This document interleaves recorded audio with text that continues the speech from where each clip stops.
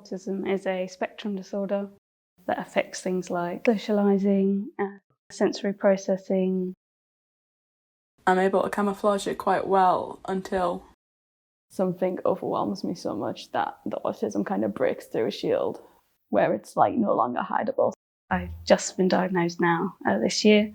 It took, I think, from my first doctor's appointment to going to the GP, a year and a half, 18 months.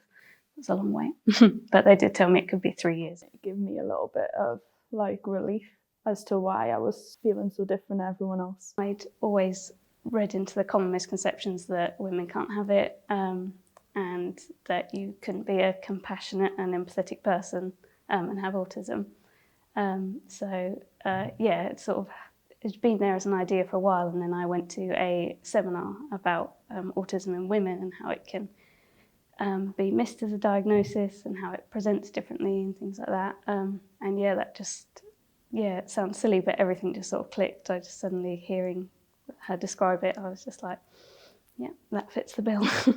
I only realised when I was 18 that I possibly could have autism. Because when I think about it, it's so obvious, and a lot of my symptoms are sort of classic. I did a lot of research to see like the typical symptoms of autism in women, and a lot of the symptoms matched up to what I was feeling, such as the sensory overload.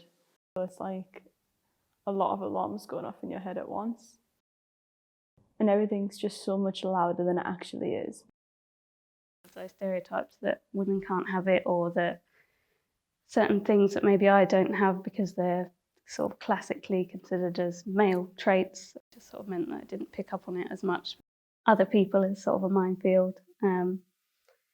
Just don't understand it. It makes me nervous beforehand, obviously anxious during, and then just really exhausted afterwards. And it can also mean that sometimes I become more isolated because it's easier to avoid people than to get involved in any social situation.